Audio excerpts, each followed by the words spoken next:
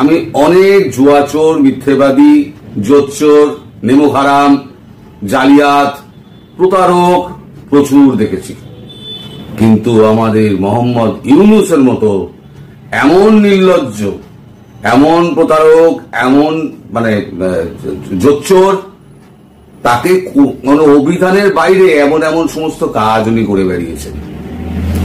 এখন খুব চাপ, বিরাট চাপ। এখন এই চাপের থেকে মুক্তি পাওয়ার জন্য তিনি ছটফট করছেন। তিনি প্রথমে কি বলেছিলেন? ভারত হচ্ছে আমাদের 1 নম্বর শত্রু। ভারত যদি আমাদের ডিস্টার্ব করে তাহলে পরে ভারত ডিস্টার্ব হয়ে যাবে, আমরা ডিস্টেবিলাইজ করে দেব। তারপর 7 সিস্টারের হুমকি আপনারা সবাই জানেন, সে ভিডিও জানেন। সম্প্রতি তিনি একটু উল্টো সুর গাইতে লেগেছেন। তিনি বুঝতে পারছেন চারদিকের হাওয়া খুব খারাপ, যে কোনো সময়, যে কোনো তীর, যে কোনো সময়, যে কোনো দিক দিয়ে তার দিকে ধাবিত হবে। এবং তিনি সাঁতার ঢাল নেই, তরোয়াল নেই, তিনি এখন নিধিরাম সর্দার হয়ে গিয়েছেন। যে ছাত্রদের জোরে তিনি একদিন ওই সিংহাসনে বসে এখন বড় বড় বক্তৃতা ছেড়েছিলেন না, সেই ছাত্ররা বুঝে গিয়েছে যে এই মানুষটা হচ্ছে একেবারে ক্ষমতা ধরে রাখার মানুষ, লোভী এবং প্রতারক, মিথ্যেবাদী। ফলে এনার সঙ্গে থাকলে পরে জীবনে আমরা কিছু করতে পারবো না। ফলে তারা একে একে সব বেরিয়ে গিয়ে তারা একটা দল করেছে, সে জামাতের টিম হোক আর বি টিম হোক আর যাই হোক না কেন, একটা রাজনৈতিক দল করেছে। কটা ভোট পাবে না পাবে সেটা পরের ব্যাপার, কিন্তু ধীরে ধীরে উনি তো একলা হয়ে যাচ্ছেন। উনি বুঝতে পারছেন যে আমার সাথে আর কেউ নেই। এখন আমি বহুদিন আগে থেকে যেটা বলে আসছি, য পলায়তি স জীবতি, সংস্কৃতে একটা কথা আছে, যে পালাবে সে বাঁচবে। এখন আমার কথা, গরিবের কথা বাসি হলেও সত্যি হয়েছে। তিনি এখন পালাবার পথ চাইছেন, বের করতে চাইছেন। এখন মোদীজি সম্পর্কে, ভারত সম্পর্কে তার আর কোনো অনীহা নেই। তিনি একেবারে ধোয়া তুলসী পাতা হয়ে গেছেন। তিনি বলছেন আমি কোনোদিন ভারত সম্পর্কে কিচ্ছু বলিনি। ভারত সম্পর্কে আমার ধারণা বরাবর উচ্চ ধারণা। ভারতের সঙ্গে আমরা একটা স্থিতিশীল সম্পর্ক চাই। অথচ কিছুদিন আগে পর্যন্ত তিনি ভারত নিয়ে একেবারে বিষোদ্গার করেছিলেন। আমি 2-3টে ভিডিও না পর পর এই মিথ্যেবাদীটার ভিডিও আমি আপনাকে জুড়ে দিচ্ছি, আপনারা একটু দেখুন। তারপরেতে আমি দেখাবো যে উনি ভারত সম্পর্কে কি কি বলেছিলেন। উনি তো সব বলেন যে এগুলো হচ্ছে প্রচার, মিডিয়ার প্রচার, কিছু ভুল বোঝাবুঝি, কিছু মিডিয়ার প্রচার। তা ওনার যে মুখনিসৃত বাণীগুলো সমস্ত জায়গায় রেকর্ড হয়ে রয়েছে, সেগুলো উনি মুছবেন কি করে? সব তো সোশ্যাল মিডিয়া মারফত সব ছড়িয়ে গিয়েছে। উনি এখন ওনার কাছে যা আছে মালপত্র, সেগুলোকে সমস্ত উনি ডিলিট করতে শুরু করেছেন। কিন্তু যেগুলো ছড়িয়ে গিয়েছে লোকের মোবাইলে রয়েছে, আমাদের মোবাইলে রয়েছে, ওগুলোকে উনি ডিলিট করবেন কি করে? ওগুলোকে ডিলিট করতে পারবেন না। তাহলে এখন কি উপায়? এখন ভারতের শরণাপন্ন হন। তাহলে ভারতের শরণাপন্ন হতে গেলে এখন কি করতে হবে সেইটা উনি একটা ছোট নিদর্শন একটা জারি করেছেন। একটা ছোট ফিলার ভারতবর্ষকে পাঠিয়েছেন। আমি যেটা বলছিলাম না, ভারতবর্ষের সঙ্গে উনি সম্পর্ক স্থাপনের চেষ্টা করছেন, একটা ফিলার পাঠাচ্ছেন, সেই ফিলারটা উনি পাঠিয়েছেন। সেই প্রসঙ্গে আসছি। আগে ভিডিওটা দেখুন। এই জোচ্চোরটা 2 দিন আগে পর্যন্ত কি বলেছিল, ভারত সম্পর্কে তার একটা উচ্চ ধারণা, ভারত সম্পর্কে তার একটা যে প্রশংসার যে সমস্ত বাণী, সেইগুলো এখন উনি কি বলছেন সেটা আগে দেখুন, পরে আমি দেখাবো উনি কি বলেছেন। ভারতের সাথে বাংলাদেশের সম্পর্কের একটি অবনতি দেখা গেছে। এখন দুই দেশের সম্পর্ক এখন কোন পর্যায়ে আছে? খুবই ভালো। আমাদের সম্পর্কের কোনো অবনতি হয় না। আমি যেভাবে ব্যাখ্যা করে এসেছি, আমাদের সম্পর্ক সবসময় ভালো থাকবে, এখনো ভালো আছে, ভবিষ্যতেও ভালো থাকবে। বাংলাদেশ ভারতের সম্পর্ক ভালো না থেকে উপায় নেই। আমাদের সম্পর্ক এত ঘনিষ্ঠ, আমাদের পরস্পরের উপর নির্ভরশীলতা এত বেশি, এবং আমাদের ঐতিহাসিকভাবে, রাজনৈতিকভাবে, আমাদের অর্থনৈতিকভাবে আমাদের সম্পর্ক এত ক্লোজ সম্পর্ক, সেটার থেকে আমরা বিচ্যুত হতে পারবো না। তবে মাঝখানে কিছু কিছু দ্বন্দ্ব দেখা দিয়েছে, আমি হচ্ছে মেঘ দেখা দিয়েছে। এই মেঘগুলো মোটামুটি এসছে অপপ্রচার থেকে। অপপ্রচারের সূত্র কারা সেটা অন্যরা বিচার করবে, কিন্তু এই অপপ্রচারের ফলে আমাদের সঙ্গে একটা ভুল বোঝাবুঝি হয়ে গেছে। দুই পাশে 2 মহাশক্তি আমাদের, ভারত আর চীন, তারা দ্রুত গতিতে এগিয়ে যাবে। আমরা যেহেতু মাঝখানে আছি, আমাদেরকে ফেলে যেতে পারবেন। তাদের বাতাসে আমরা উঠতে থাকবো। সেই থেকেই আমার বদ্ধমূল ধারণা বাংলাদেশের ভবিষ্যৎ অতি চমৎকার তার অবস্থানের কারণে। তাহলে এগুলো হলো সমস্ত হচ্ছে মিডিয়ার প্রচার। উনি কিছু বলেননি, উনি বরাবরই এই সমস্ত ভালো ভালো কথা বলে গেছেন, তাই তো? এই ভালো ভালো কথা বলার আগে তিনি ফ্রান্সে কি বক্তৃতাটা দিয়েছিলেন, প্লেন থেকে নেমে ঢাকা এয়ারপোর্টে তিনি কি বক্তৃতা দিয়েছিলেন, তিনি তো সবাই সেটা জানে, সবাই সেটা শুনেছে এবং সবাই সেটা রেকর্ডও করে রেখে দিয়েছে। এখন উনি কজনের মুখ চাপা দেবেন? উনি কি একটা এনডিটিভি, আমাদের এনডিটিভি একটা করেছিল, ইন্টারভিউ নিয়েছিল। সে এনডিটিভির ইন্টারভিউতে তিনি কি বলেছেন সেটা একবার শুনে নিন আপনারা। এই এনডিটিভির ইন্টারভিউতে উনি বলেছেন, আমরা বলিনি। From an Indian standpoint, since I'm here in New Delhi, could it not have a regional spillover? Very much. That's what I've been talking to every single interview that I gave. If you destabilize Bangladesh, it will spill over all around Bangladesh, including Myanmar and Seven Sisters and West Bengal, everywhere. That's why I was very happy that Mamata Banerjee came out with the statement that will open door, because he has to accept those people who are coming out of Bangladesh. Because if it continued months and months, this is what exactly happened. Then not only they will spill over, they will bring their anger to all these places where they go, and they will make those their places to attack Bangladesh. Unless Bangladesh is a democratically run country, peaceful country, nobody will be in peace. If Bangladesh is in trouble, everybody will be in trouble. এবার সব বিপ্লব মাথায় উঠে গেছে, চারপাশ তো ফাঁকা হয়ে গেছে।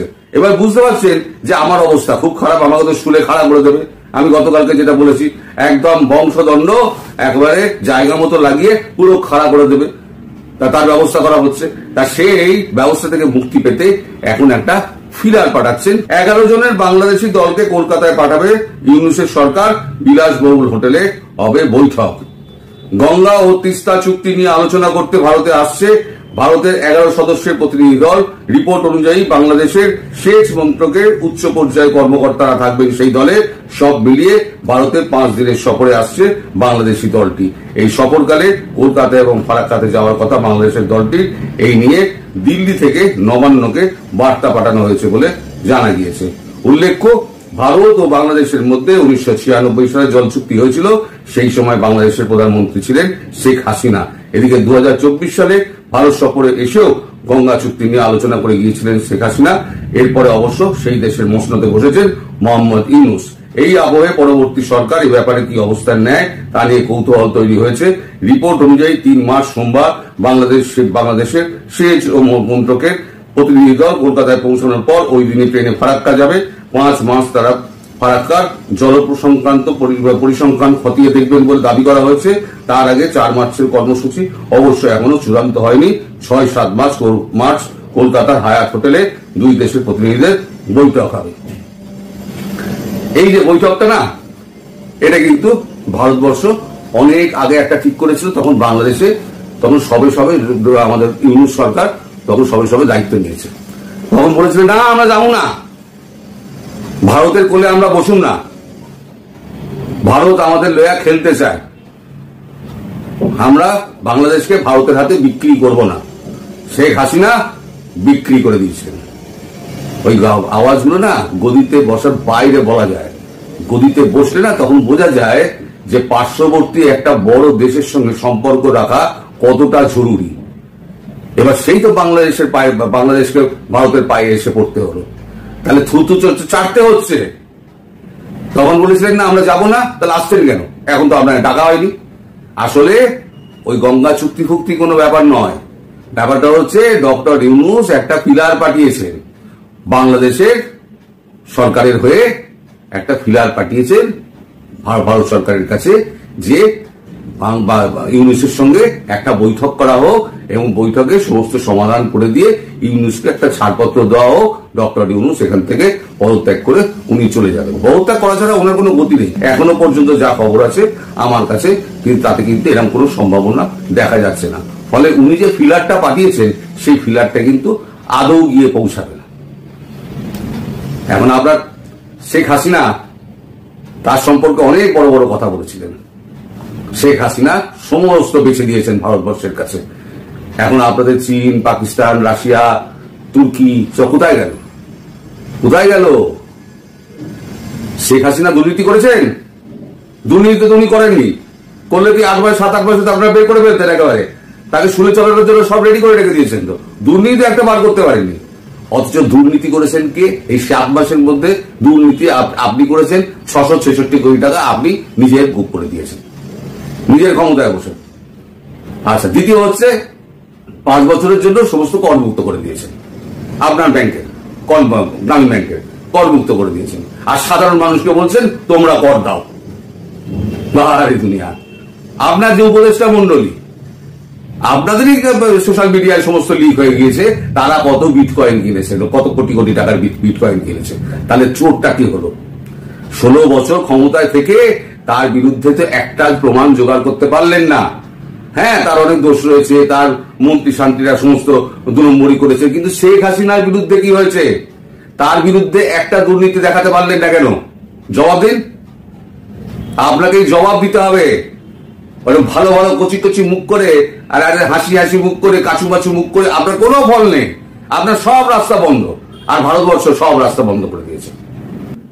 এই যে ডোনাল্ড ট্রাম্প, উনি বিভিন্ন কাজে, এখন বিশ্বে বিভিন্ন রকম পট পরিবর্তন হচ্ছে, ওই সমস্ত কাজে উনি ব্যস্ত রয়েছেন। সেই ব্যস্ততার মাঝখানে উনি ভারতবর্ষে আসবেন। ভারতবর্ষে আসার আগে যা সমস্ত কাজকর্ম করার, এগুলো সমস্ত ভারত করে রেখে দেবে, মানে শেখ হাসিনাকে দেশে ফেরানোর ব্যাপারে। কিছু কিছু সমস্যা আছে, সেই সমস্যাগুলো শেখ হাসিনার সঙ্গে বসে ভারত মিউচুয়ালি মেটানোর চেষ্টা করছে। সেই সমস্যাগুলো মিটে গেলে অনেক তাড়াতাড়ি হয়ে যেত, কিন্তু শেখ হাসিনা একটু মানে একরোকা আছেন মহিলা, তিনি কথা শুনতে চান না, ফলে একটুখানি দেরি হচ্ছে। কিন্তু ভারত কিন্তু মার্চ মাসের মধ্যে এই সমস্যার সমাধান করবে। হয়তো এমন হতে পারে যে ট্রাম্প বলতে পারেন ঠিক আছে আমি গিয়ে কথা বলবো, আমি কিন্তু কনফার্ম না, এটা বাজারে রটে বেড়াচ্ছে। ট্রাম্প হয়তো বলতে পারেন আমি গিয়ে কথা বলবো, তারপরে আপনি পাঠান। বা ট্রাম্প হয়তো বলতে পারেন ঠিক আছে আপনি পাঠিয়ে দিন, তারপরে আমি ফোনে যোগাযোগ করবো। এমন অনেক কিছু হতে পারে, ট্রাম্প আসার আগে পরে অনেক কিছু হতে পারে। কিন্তু কি হবে না হবে আমি এখনই আগ বাড়িয়ে কোনো মন্তব্য করতে যাব না। তবে ডক্টর ইউনূস আপনার পালানো সব রাস্তা বন্ধ, ভারত সব রাস্তা বন্ধ করে দিয়েছে। আর আমেরিকা সব দেশে তার মানে অ্যাসেটকে বলে দিয়েছে এবং সমস্ত দেশকে মেসেজ পাঠিয়ে দিয়েছে যে ডক্টর ইউনূস তিনি একটা সন্ত্রাসবাদী গোষ্ঠী চালাচ্ছেন, সেই সন্ত্রাসবাদী গোষ্ঠীর আসল নায়ক, তিনি দেশ ছেড়ে পালিয়ে অন্যত্র যাওয়ার চেষ্টা করছেন, তাকে বিমানবন্দরে আটকে দিন, তাকে দেশে ঢুকতে দেবেন না।